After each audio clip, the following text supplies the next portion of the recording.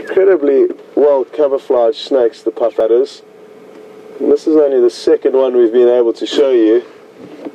And I wonder where that brown snake eagle is now. That would be a showdown.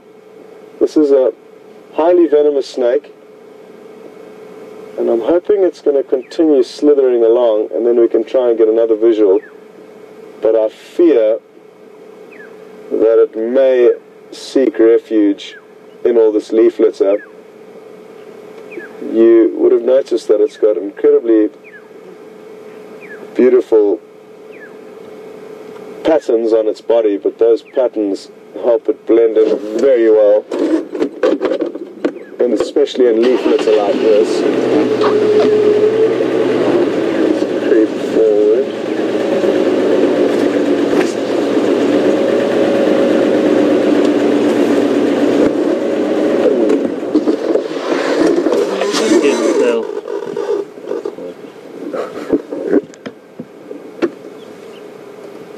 Well, I'm so glad that I didn't run that over. It sounded like a close call. And they can look just like branches on the road.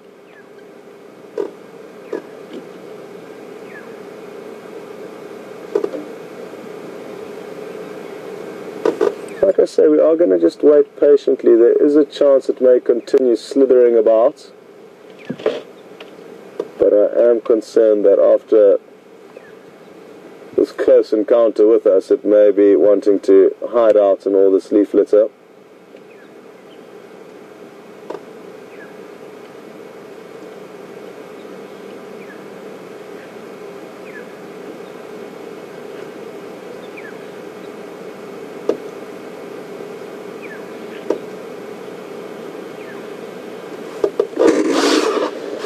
What I may do, and it's not going to interfere too much with its business today, is possibly just lift up the branch of leaves that it's seeking refuge under, and it will just be able to slither up to the next.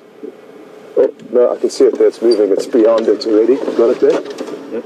Hey? Yeah, I got it. Well done. Awesome. So, thankfully, I've not had to do anything, and look at this. Absolutely awesome. You'll notice it's sticking its tongue out consistently, and it's looking for prey or looking for anything, and its tongue is one of its most useful sensory organs, because obviously being that low to the ground there's very little it can see, but it can smell incredibly well. And that forked tongue, when it goes back into its mouth, each fork would be placed into essentially their own little receiver. So there's a receiver for the left fork and a receiver for the right fork. And as it places those forks into each receiver, depending on where the scent is coming from, let's say if it's coming from the left-hand fork would obviously pick up a stronger signal or stronger scent from there, and that would lead the snake in a direction that moves it slightly to where it needs to be. I'm just going to reposition the vehicle slightly. This is an incredible opportunity.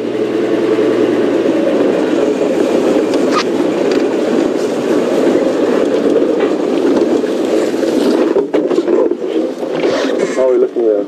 Wium, okay.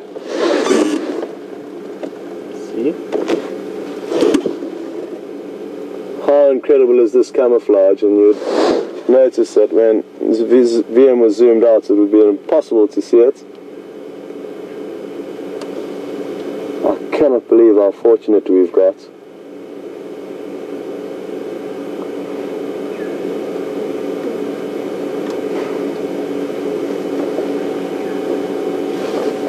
Just got a question through from Anne asking whether the brown snake eagle could eat him or whether he's too big.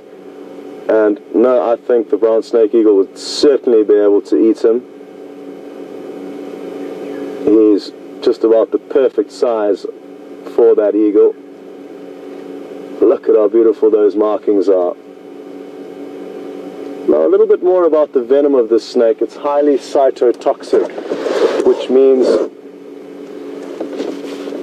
if it were to bite you, your flesh would basically rot and break down, and people who are bitten by them often have to have serious surgery done, if not have amputations. So extremely nasty venom. You do not want to get bitten by this snake. The reason why it's called a puff adder is because if you do get close to them, just before you would maybe stand on it, it would alarm you or alert you by hissing. So they fill their body up with air and then let out a loud. So by puffing their body up to alert you, that is how they've got their name. And I can't believe how close it's coming to us. It's completely relaxed with us and allowing for by far the best snake sighting that I've been able to share with you. You can see how well that cryptic coat will help it to blend in, especially at this time of the year with all of the brown leaves.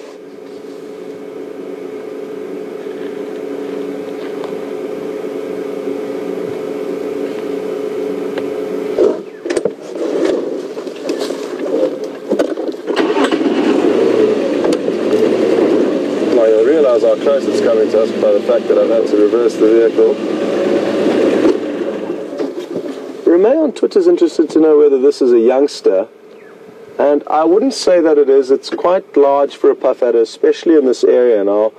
Sizes of these snakes do vary greatly depending on the area that you are seeing them in. Other parts of Africa they get considerably larger than the ones that I've seen in the Sabi Sands. So I think this is an adult, and I haven't seen them much bigger in this area.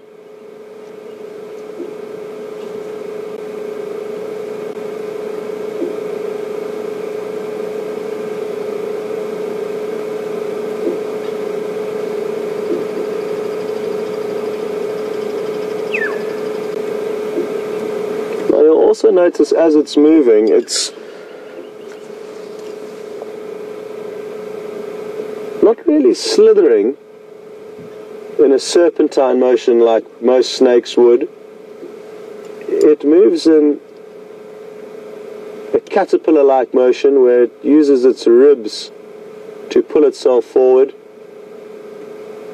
So caterpillar-like, or rectilinear is another term that is used to describe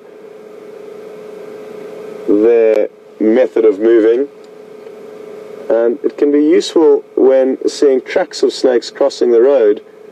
Even just watching it now, it would leave one solid straight track across the road, and that's typical of adders and also pythons, whereas other snakes you would see a more typical slithering left to right motion in their track, or even when they are moving. So often when we do see their tracks crossing the road, we can establish that it is a puff adder or a python and distinguish between other snakes.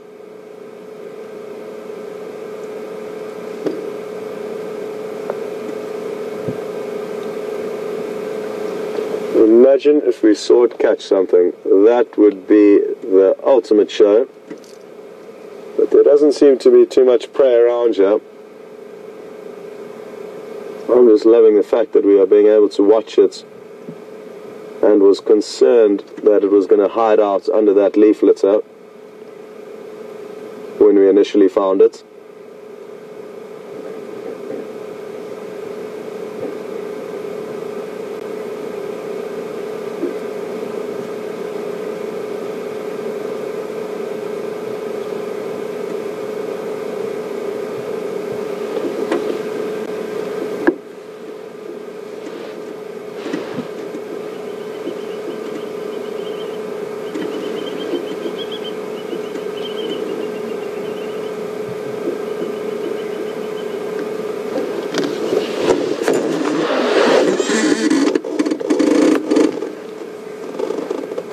You mind just zooming out a little bit just to give them an idea of how difficult it is to spot it in amongst that leaf litter?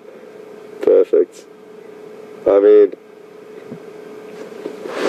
driving along, how would you ever begin to start thinking that there's a snake right there? And I mean, it's fairly open. It's not that it's thick.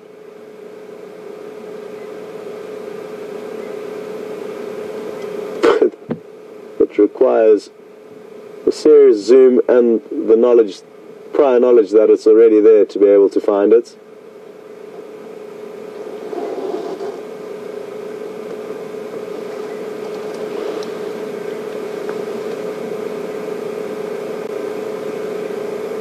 Now, in terms of prey that we'll be looking for, mainly rodents, but they will certainly be open-minded, as a lot of predators are, in terms of what they feed on. And you may find that frogs and lizards and even small birds will also make up a large part of the snake's diet.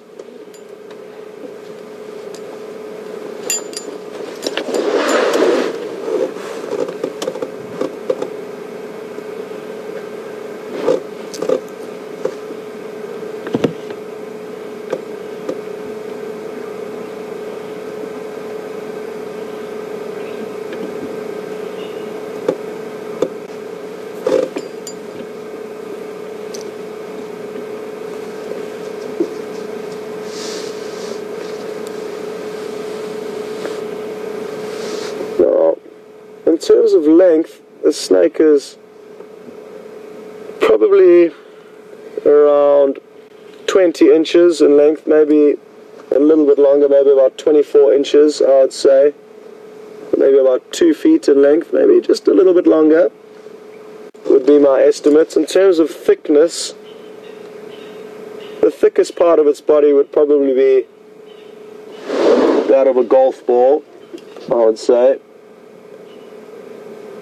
But in certain areas they'll get 2 or 3 times the size of this.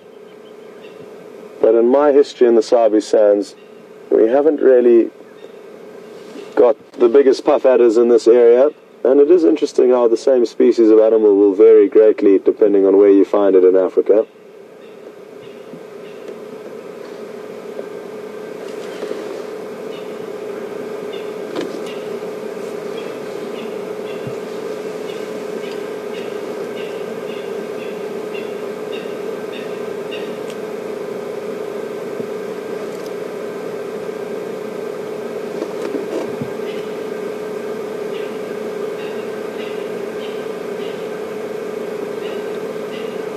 Well, I wonder if we should link around and keep an eye on it. We get to see snakes so seldomly that what I'm going to do is just drive up and see if we can maintain a visual of it.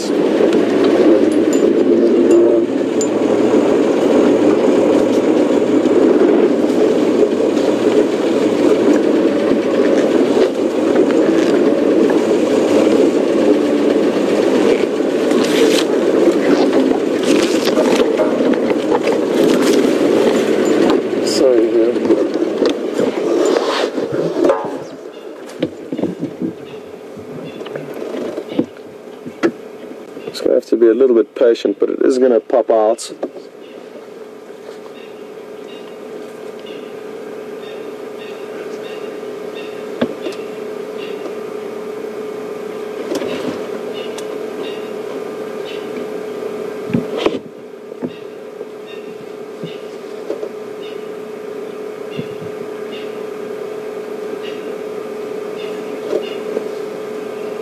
Just got a question through from Lois in Buffalo. Morning, Lois.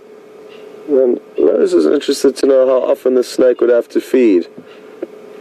Tricky question to answer, Lois, because like most predators, it would depend on their fortune. Now, if it manages to make a big kill, snakes can go for weeks, if not months, on just one big meal. So if it manages to catch a big prey item, it could, like I say, be sorted for a few weeks, even months possibly, especially now that we are heading towards our winter, where they'll become a lot less active and therefore not require nearly as much energy.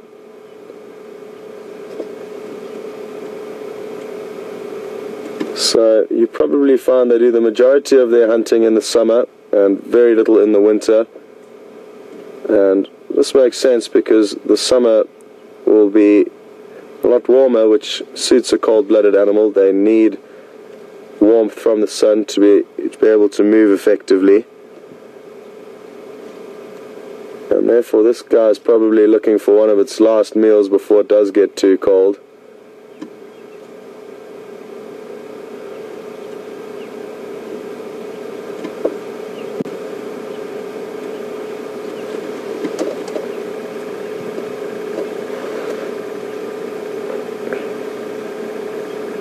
Seems to all of a sudden picked up its pace, and I wonder what it can smell in and amongst the trunk of this tree. There could well be a cavity in there that's housing some kind of a little rodent.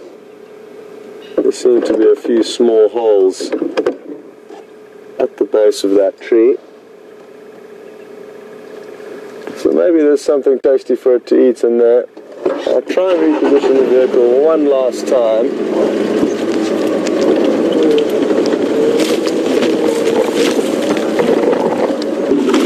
Oh, not doing a great job here.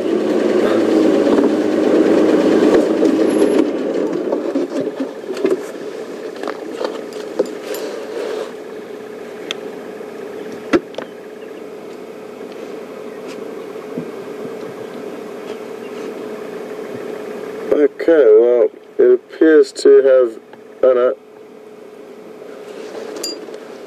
it appears to have disappeared in there. I thought I'd seen it, but I hadn't. Well, what a sighting that was. And let me just check around on the other side and see if we can't see it coming out, just to make sure.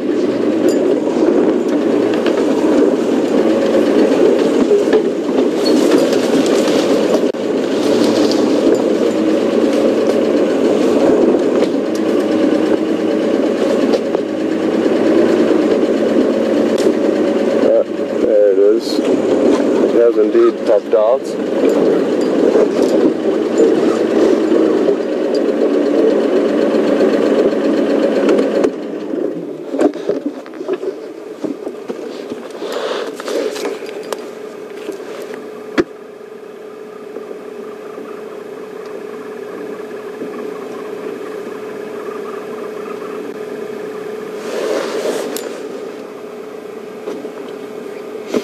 Just got a question through from Jean. Here it comes, Wium. Just on the side of. You'll get it coming out now. It's coming straight towards us at the base of those dead branches. Just zoom in. It's at the base of that clump there. So. Well, Jean is interested to know. Just on the right, you'll see it coming toward, just on the right of where we are. I just see a little bit of it there. Gina's interested to know whether a puff adder would have any effect to an elephant, and if it was to bite an elephant. And I don't think it would, because the elephant's skin is so thick that I think the puff adder's fangs would battle to penetrate into the bloodstream of the elephant, so I don't think elephants have anything to worry about, but certainly smaller animals with less thick of skin would come into trouble if they were to get bitten by one of these snakes. Something that's important to understand, though, is that snakes are not nearly as aggressive as people often make them out to be, and it's mainly when people are trying to catch or kill snakes that they get bitten. If you're minding your own business, people very seldom get bitten by snakes. And that same goes for animals. This puff adder, for example, can also warn animals as soon as they get close to it by hissing. So that would prevent them from standing on it by mistake.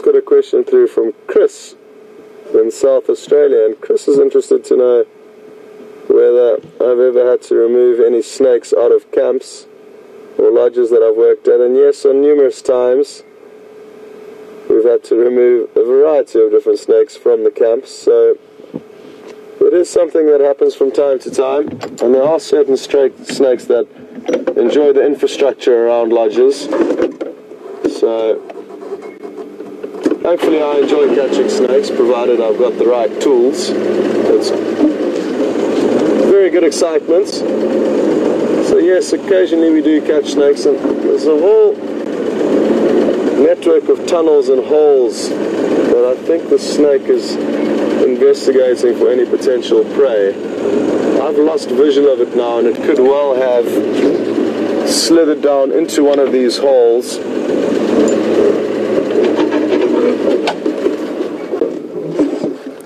In search of food. Incredible how in such a small area, due to its incredible camouflage, it's managed to disappear.